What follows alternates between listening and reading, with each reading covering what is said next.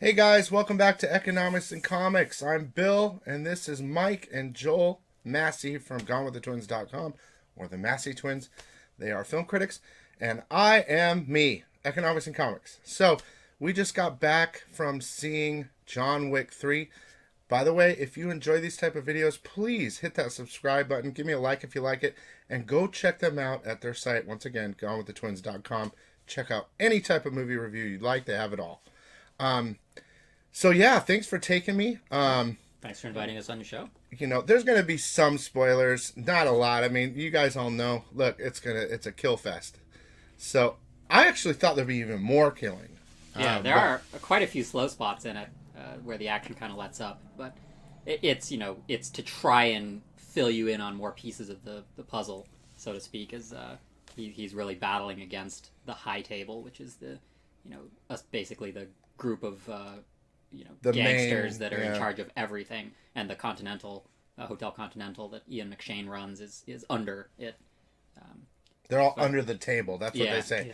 Everything's under the table. And the movie picks up essentially seconds after the last one, right? Yeah, it's right after. So whereas the first film is more standalone, which has a beginning, middle, and end kind of a storyline, this one is very much just a piece of something. And while it elaborates on ideas set up in the second film, particularly with this hierarchy of assassins who have kind of this international collaboration, which is, we'll get into that a little bit. It's a little bit weird, but essentially they're trying to fill out all of the pieces of this, and John Wick is in the center of it all, and he has to kind of kill his way through everybody.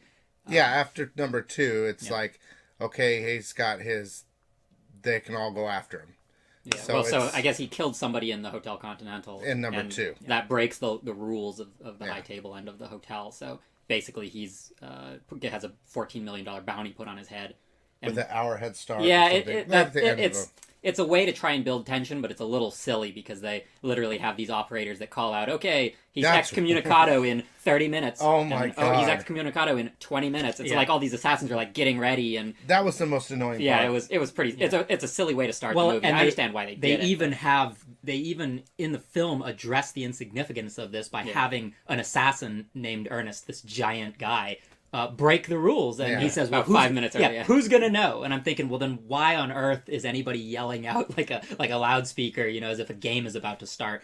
Yeah. Nobody's following these rules anyway, which kind of goes back to the silliness of these customs and traditions that seemingly all these assassins are aware of, yet they're okay breaking all the rules. In fact, in this film, everybody's breaking rules. Yeah, one of the coolest ideas from the original John Wick was this secret, hotel hangout where assassins could hang out and be safe. And I think one of the problems with both the second and the third one is they're trying to delve too much into, explanations for every little thing, and it kind of takes away from some of the fun and the mystery of that concept. Yeah, it makes a little bit more sense if it's just all based in New York, right? Yeah. But as soon as they start expanding and it becomes international, and then you've got, Bill mentioned earlier that eventually they travel to other countries and they have like the Moroccan version of the Continental. And that was pretty stupid. Eventually you get to like this high-ranking guy who's out in the middle of the desert as if he's some sort of mirage. It gets so bizarre that you're like, well, who's organizing this stuff, and why would anybody want to be, in this level of isolation for the sake of some deep-seated tradition? And because Ian McShane gave John Wick a 1-hour head start, the High Table doesn't like that, so they send out an adjudicator that says he has to step down in 7 days. And she also confronts Lawrence Fishburne's character and says, well, you have 7 days to step anyone down that helped him in number 2. Yeah, and it's kind of just who created these strange the rules. It's a whole thing about society and rules all deep down in there. But I mean, we all went there to see people die and how they're going to die. And, they keep hyping it up of saying, oh, this is going to have the most KD of any movie ever, most kills. I got to say, I've probably seen more. It didn't feel like that many deaths, to be honest. It's possible, though. There's a scene with, what's her name? Is it Halle Berry? Halle Berry. She's got 2 German Shepherds. Probably my best part of the movie besides the beginning. And the German Shepherds are helping him. It's almost like a video game. And they probably killed 100 people there. I mean, if you really think about it. You get full-on dog revenge. Oh, there's a lot of wiener dog biting, if you get what I'm saying. But, I mean, just her alone probably killed 60 people in 4 minutes or something. Yeah, well, it seemed like they were trying... they were going for it. Very much to stick to the proper bullet counts, and everybody has to reload at the proper times, and, a lot of people, a lot of sequences where they run out of bullets, and then they have to fist fight and things like that. Get more bullets. There's a bit of an irony in trying to create this realism around reloading, which is something that's often criticized about other films where they have unlimited ammo, like a video game or something. Well, here they go to the extent to try to be realistic about a limited amount of ammo that these magazines can hold. Yet there's a lot of fantasy in the fight scenes too, right? There's especially when they get down into showdown, just all of these people, the lack of, nobody gets fatigued. There's John Wick does not tire. People get injured and they brush it off. So it's weird that they, in one aspect, they want to be super realistic, and then in a lot of other aspects, it's just he's a superhero. Well, I think that's a big part of why people love John Wick so much, because they understand that Keanu Reeves trains so hard in regard to manipulation of weapons, loading, tactical. I mean, I don't know if you knew that or not, but he's worked very hard at training on reloading, and that's one of the most enjoyable parts. So we do get some of that with the shotgun scene and stuff like that. But I mean, there's a part of the movie where he breaks into a building, right, when the time's up and people are coming after him. He's in an old gun store and he finds this gun case, right? He's got this old Western gun. It takes him 2 minutes to take apart this gun just to put one bullet in it to shoot one guy, and then he puts a gun. I mean, that was a waste of time. I was like, oh my God, what's he doing? He's going to do, the bullet didn't fit, And then he shoots one guy, and then he runs. I'm like, dude, why? Although, you mentioned earlier that the beginning of the movie is part, some Best. Of the, it actually is. It's strange. That old gun assembly sort of sequence segues into a knife fight. With lots and lots of knives, edged weapons. My God. To me, that was the best scene in the whole movie. Oh. And it's a strange thing because here we are in chapter 3, so you expect a sort of escalation, where whatever they did in number 1 is bested in number 2, and whatever they did in number 2 is bested in number 3. The strange thing about this is not only did I not think chapter 3 was the best of them, or the most violent, or the most creative, but in the film itself, the sequence of events, the opening fight scene is probably the most entertaining, most creative, most violent, brutal, right? You get people, a knife to the eye that they do, painfully slow, right? And then as the film goes on, they can't best that scene. They can't beat it. Too strong. Yeah, you get great moments, and there's, very, very cool stunts, a motorcycle chase, all sorts of stuff. But they started so strong, they can't match that. So as each fight scene progresses, you sort of get this repetitiveness. It starts to get a little bit slower. It starts to get a little bit less innovative. Yeah. Except for the dogs. I mean, I like the dogs. But unfortunately, it's downhill from the beginning. Yeah. It's all great, and you're right. They do try. The motorcycle scene I thought was stupid. I hate it. I love John Wick, guys. I love stuff like this. But, I mean, it looked almost completely fake, the whole thing. And that's because it pretty much was, right? Yeah. But, the knife scene at the beginning was unbelievable.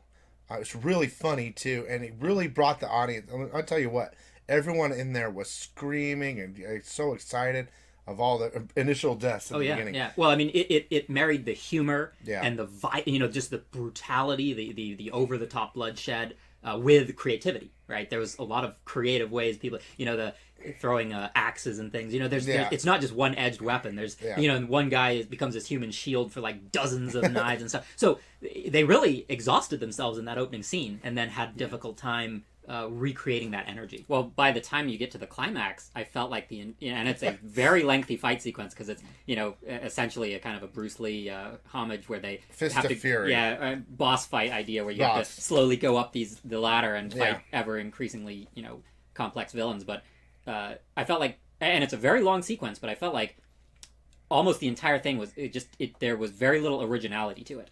He's just kind of doing the same. There were homages to other movies. Yeah, he's just kind of doing the same motions over and over and over. Well, even the inclusion of Mark Dacascos. Yeah. Although it was really, I thought it was quite a bit of fun to see Dacascos in a movie like this. Yeah. I mean, I haven't seen him in anything in quite a long time. It's been a while. And he gets a lot of really clever one-liners, and he's just overall a very entertaining character.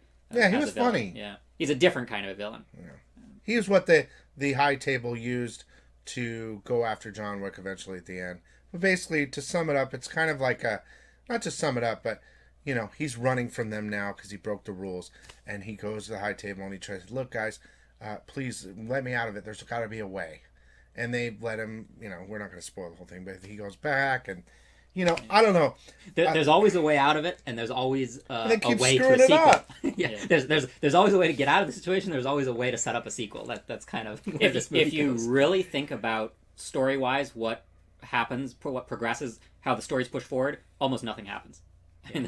He starts and ends in the same starts and position. ends in the same exact situation he's been in. And But yeah, I get that. But now, you know, the targets change a little bit. Yeah, you know, they're the going allegiances for change, the big right? dogs. So, but I, you know, they take a break from the action to try and further the story. Yeah, but I feel like the storytelling is not so essential. It's not the strong point. Who goes to see John Wick to see the story? It's not the strong point for sure. But I've loved that.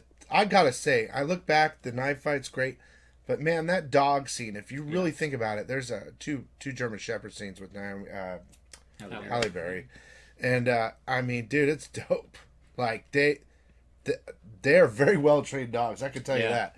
It's really very cool. complex sequences. Oh yeah, they're really nice. So. And the camera doesn't cut away, and so it's I mean, it's possible they use trickery and stuff, but I would also believe it if it was like one take. I think the stunts. I think a lot of the stunts are real, right? Oh yeah, but to do that whole 5-10 minute scene, one take, no way. No, it's good. It's good editing, is what. Great it is. editing, yeah.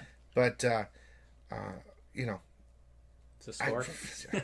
I mean, if you want to see some, they try to bring a little bit more humor into it, I think, and you know, I guess the best part, first half of the movie is the best, and it starts to go downhill. I still love it though. If there was a 1 out of 10, I'd probably give it a 7 or 8, somewhere in that area. But it's not like the other ones, guys. It's just, I don't know. I liked 1 and 2 a lot better. They might be running out of ideas at this point. point. Now they're gonna go they're gonna do it with another one. Yeah, and that's gonna be, well, who knows? It was this one should have been right. It should have been the end. It would have been perfect. This is this colossal finish. Move on to Bill and Ted's and call it a day. But if you guys want to see these guys score and written review, please go check them out at GoneWithTheTwins.com.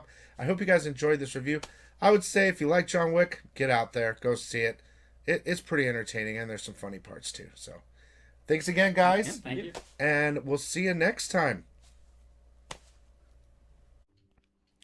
Hey guys, if you enjoyed this video, please hit that like button and please subscribe now. Here's a bunch of videos you can choose from to watch next. Thanks again for coming by. From me, Bill, at Economics and Comics. Have a great day.